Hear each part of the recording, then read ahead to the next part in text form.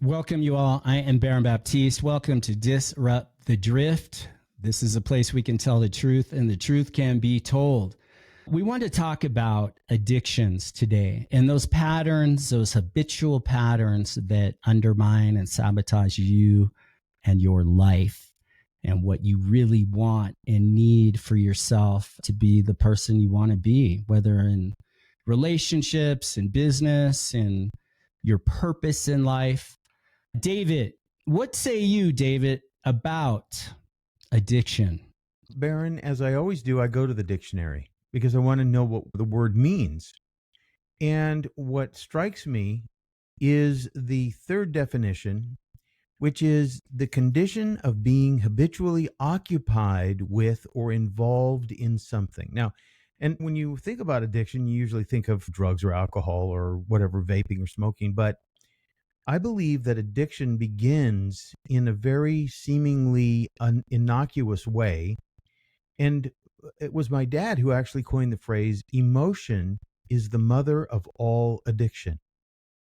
And whatever it is that has the power to pull you away from your center, whenever you get affected by something externally, then it becomes something that goes from the outside to inside of your mind, and then it circulates around and around. And usually that involves a strong emotion of some sort, whether it's love or hate, anger or fear. It has an ability to silly putty itself to you and stick to you and keep itself alive in your mind. Yeah, it's good. To me, addiction is a solution to some kind of problem.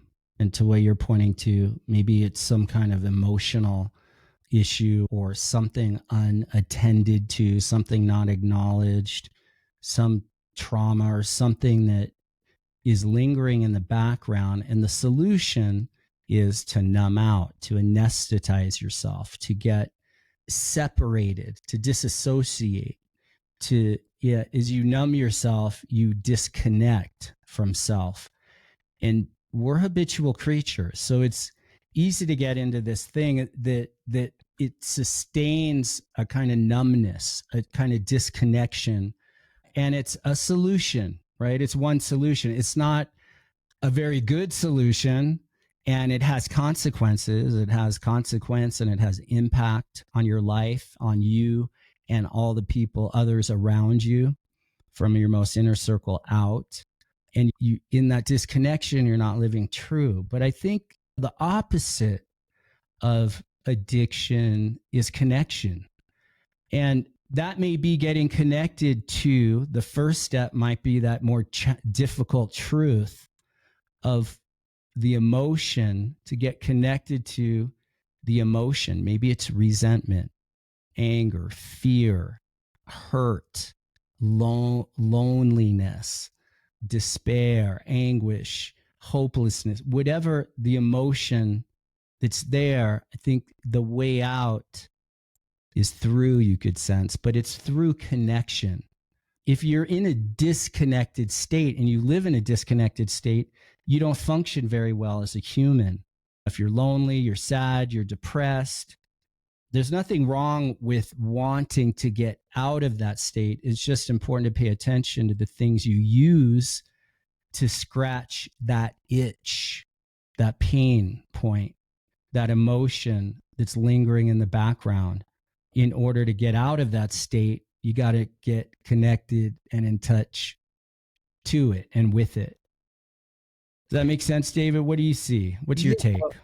Absolutely, it makes sense. And I just looking at the word addict, and this is a word going back to the 1530s, to devote or give up oneself in a habit or occupation. But then in the Latin, there's a lot more to it: to deliver, award, yield, make over, sell, give one's assent, but figuratively to devote, consecrate, sacrifice, sell out, betray, and abandon.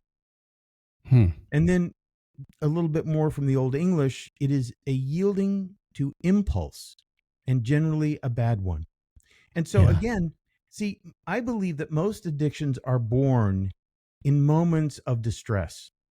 In other words, and you can be addicted to having fun. You could be addicted to the flip side of the bad negative addictions is addiction to things that you like to do. And some people love to go out dancing, and that's where they feel happiest. And for us it was surfing or snowboarding, and for me it was definitely an addiction. And what did I do? I gave myself to it almost completely. I spent years and years perfecting my techniques and such. So I do believe though that see that the positive or the negative polarity of the things that we either do or fail to do in our life give rise to these impulses. And again, it's yielding to impulse, and generally a bad one. And because the connotation of the word addict means you've lost control. In other words, something has taken you over. And food is another one. Why is it so addictive? Because it makes you feel good. You love eating certain things. And a lot of times those things are designed, almost weaponized, to get you to eat and not know when to stop. So the addiction is rising from, and again, people that go and drink at a bar, and depending upon what kind of your drug of choice is, to, as you said, numb yourself out. But at the same time, every time my dad had another saying, every high is a new low. So when you lose yourself to some kind of addiction, you feel good temporarily, but then the emptiness grows, and the need for filling up that emptiness grows. And so to the extent that you give into various kinds of addictions, that actually makes the addiction more powerful each time. Yeah, when you resist it, I think, yeah, you can't bat the what doesn't work when you're dealing with some kind of addiction or a habitual pattern of self-betrayal. We could call it, you're betraying yourself, you're selling out on yourself. The typical way is to resist it, to fight it, to battle it. But that never works. You have to, I think in AA, isn't like one of the first steps they say you've got to hand it over to a power greater than yourself. Right. Yep. It's like you give up control. It has to do with a surrender rather than a fighting, a resisting, a getting rid of. You've got to, the addiction itself is a way, again, it's a solution. It's a way of controlling something. You have to be able to find a way within yourself to give up your control. That, okay, my best thinking has gotten me where I am. What I've been doing, controlling, that's just going to get me more of the same. But there is a giving up, a letting go. I think that is at the key. It's, what do you need to give up? What do you need to let go of? And maybe the first thing is control. But it's not that you're giving up your power.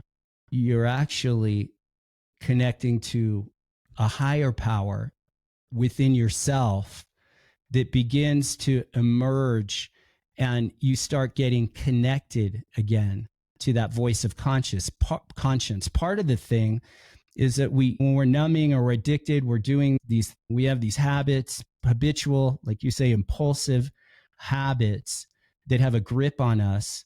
You've got to find a way to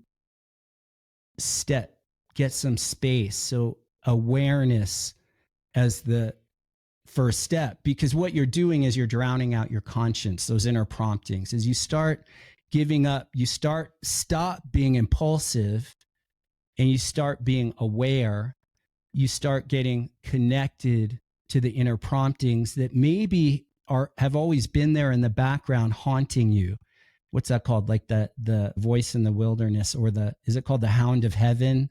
Is a conscience. There's something in you that knows you're going down a wrong path. You've been being on a wrong path, and it's time to turn back. And when you get those moments of clarity, you start hearing those promptings, but you want to get to a place of clarity where you get grounded, you pause, you get in your body. It's the power of meditation. Exercise, movement, yoga practice, You start getting connected to your body, get out of your head, start getting connected to your real experience, what you've been numbing or solving for in all the wrong ways. You start getting to opening up to other solutions. It's easier said than done, but I just keep wanting to point to two things. You've got to give up the fight. You've got to rise above the battlefield of your mind and trying to fight the beast, resist the beast, because what you resist persists. And then it's also having that bigger perspective where you're like, I can't, what do they say in AA? It's something about being sick and tired of being sick and tired. And we grow, we change either through inspiration or desperation. And you can use either one of those. But it's like when you get to a point of desperation, you hit rock bottom, that can become the pivot point, the shift point. But we all have available the ability, the capacity to change through inspiration.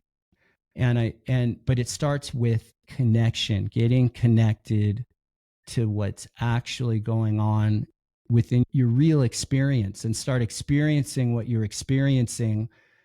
And from a place of surrender and a place of handing it over, it's a humility. I'm looking at a couple of more descriptions of the word addict from the 1530s, delivered over.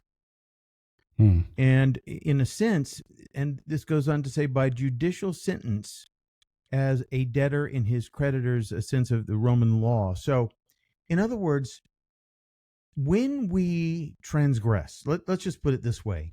The Bible says all who sin are slaves. Now, sin means to miss the mark. Somewhere along the line, you step the wrong way and you allow certain things to have an effect upon you, and you become the effect of a cause.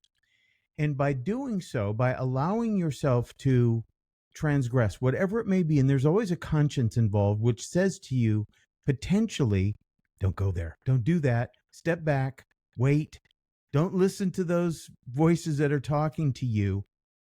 And it goes on to say, an addict, the sense of dependent is reflexive. So a reflex, and again, what do we have a reflex toward? William Prescott said, without temptation, you have no claim to virtue. The temptation of this world, there's all kinds of temptation, to doubt, to fear, to give in, to struggle, as you were saying, Baron. And if we follow our reflex responses, and if that's what leads us, then we're always going to find ourselves in a vulnerable situation. And then the recovery from being vulnerable often involves anxiety and conflict. And the conflict, it screams at you like, why did you do that? Why didn't you listen to yourself? And that's when the lure of addictive things becomes most prevalent, because then you want to get rid of that yelling in the back of your head, criticizing you, the false conscience of it all. And so now you reach out for something. And I know I walk around the house sometimes, I go and I open the refrigerator. It's like, there's nothing in there for me. But there's a part of me that's looking for something to fill an empty moment, or to quell a little bit of anxiety about one thing or another. Does that make sense? Yeah, it's good.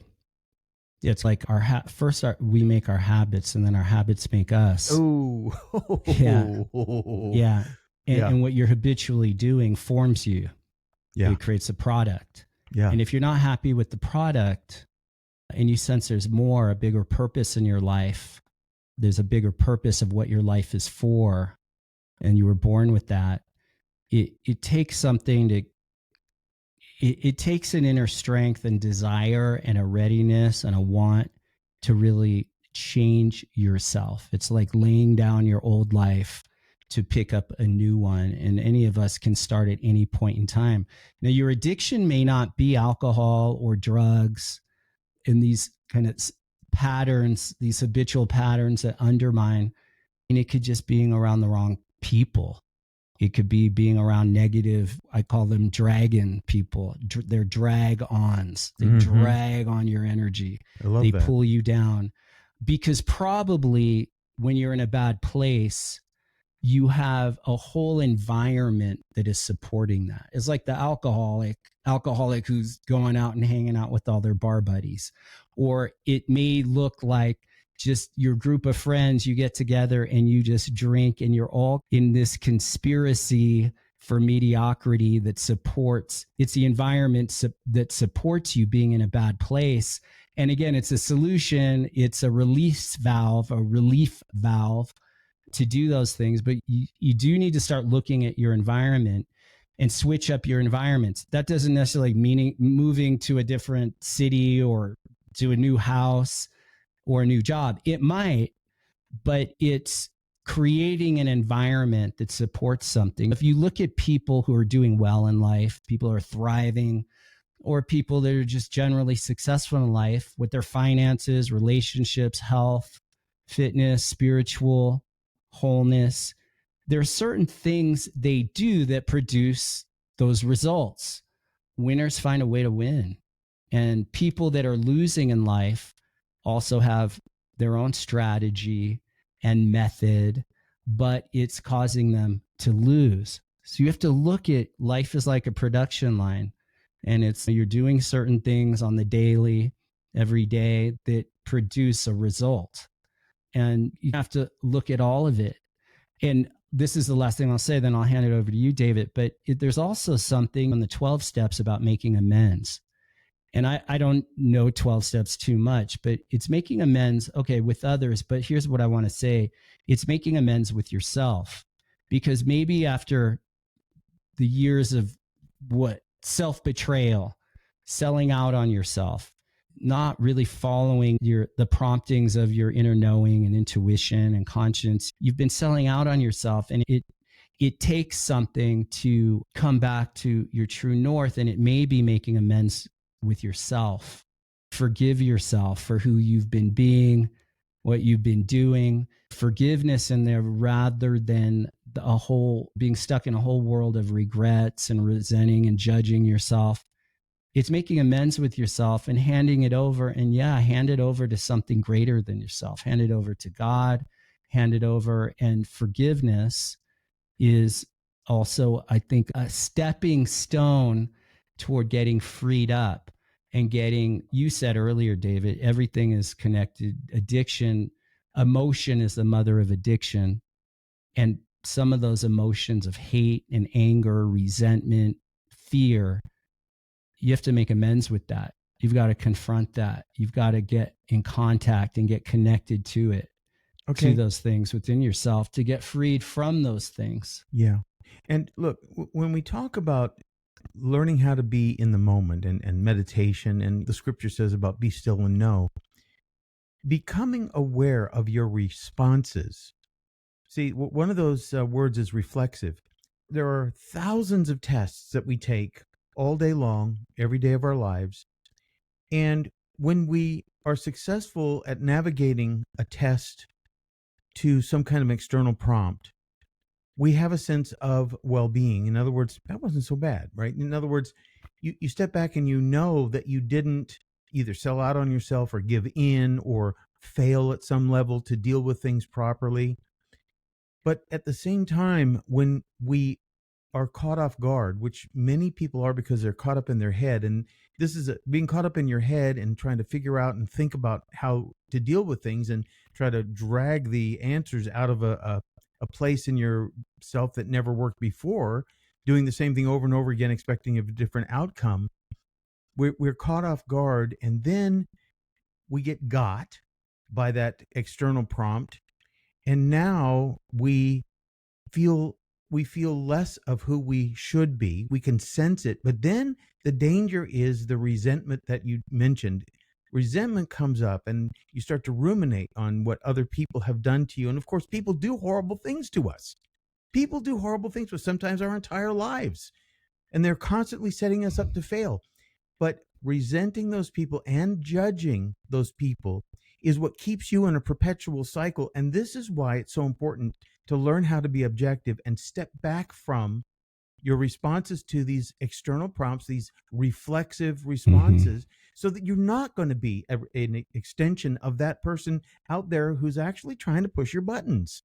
Yeah. Yeah, very good. Real quick, you all too, if you're watching on YouTube, leave comments, like the video, share the video. If you're listening, please share the show. It's how we grow.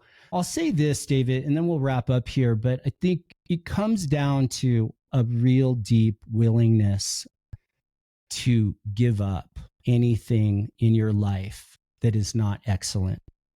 And your desire to live, survive, and thrive has to be greater than the self-destruction and the ongoing, the inner saboteur that's guiding your life. And you have to be willing to give all that up.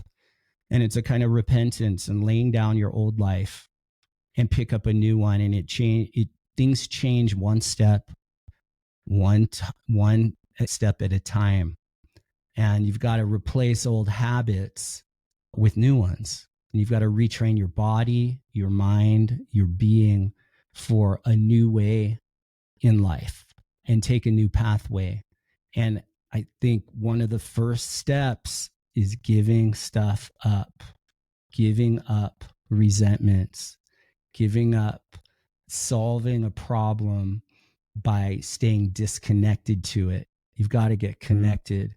And so, getting objective, getting quiet, getting real, and life is short. Don't wait. Any last words, David? Yeah, I will say that responding to an external prompt makes you an extension of what it is you're responding to in a negative way. And you'll never be free as long as you are not being objective to those external prompts. And I wrote a book about it. This is my book, Hello Inside, Self-Mastery Over Negative Energy. And you can find that at my website, escapeyourmindsprison.com. And that really goes into this whole topic of negative energy. Yeah, good. Really good. Yeah, here we go. Confidence feels good. Doing things with courage never feels good. And it could feel fearful. When you're doing things that are new or changing your ways, there may be fear there. And let the fear be there. But even in moments that seem overwhelmingly scary, you can get to the point where, as it said in that movie Vanilla Sky, I don't know if you've ever seen that, David, but here's a quote for you. Every passing minute is another chance to turn it all around. Yeah. All right, you all. Thank you. Again, I'm Baron Baptiste, and we are here disrupting the drift. Stay bold and keep disrupting the drift in your life. And until next time, peace be with you.